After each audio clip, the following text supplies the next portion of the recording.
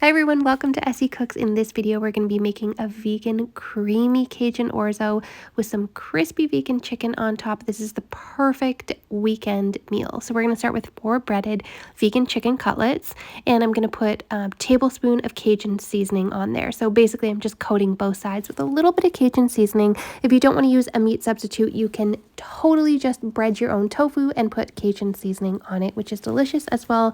If you want the recipe for breaded tofu, please let me know. I'll link that below for you. So I just want to make sure there's a lot of Cajun seasoning on each side of this. I definitely measure Cajun seasoning with my heart and just put a lot on there.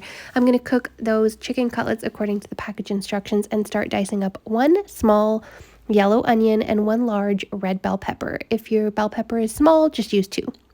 I'm going to dice that into nice little bite-sized pieces, and I'm going to be adding 3 cloves of garlic as well. Now I have a 1/4 cup of sun-dried tomatoes in oil, and I'm just going to really finely dice up those sun-dried tomatoes so we get a little bit in every single bite. This adds so much flavor.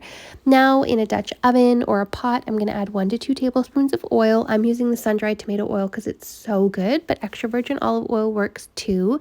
And it's on medium heat. I'm going to add in my diced up red bell pepper and my onion. This is the perfect base. It tastes so good.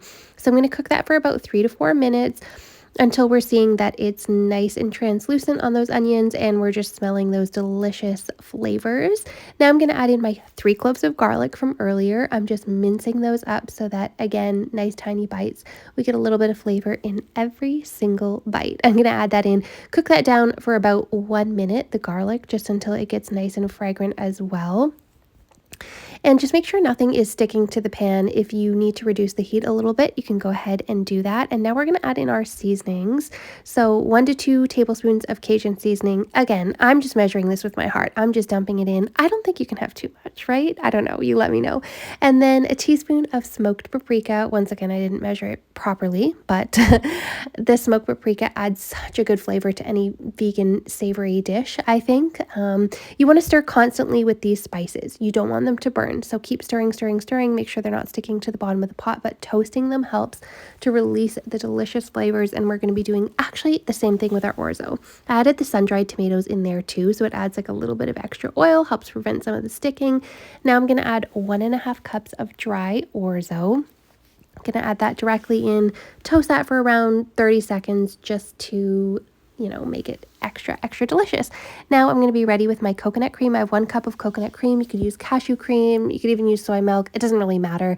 Creamier is better, but if you don't have it, no problem. A plant milk will do.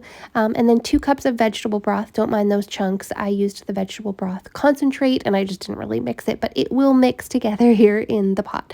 So I'm going to stir everything together really well. I'm going to bring it to a boil, and then I want to reduce it to a rapid simmer and cook these noodles until they're al dente. Make sure you are not boiling it too rapidly the whole time, or it's going to reduce too quickly. The noodles aren't going to be cooked and the water is going to disappear. So be careful for that.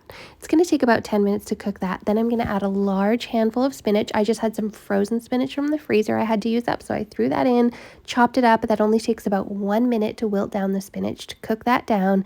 We're going to get our veggies in here, and then you can add some nutritional yeast or some vegan Parmesan cheese, whatever you like.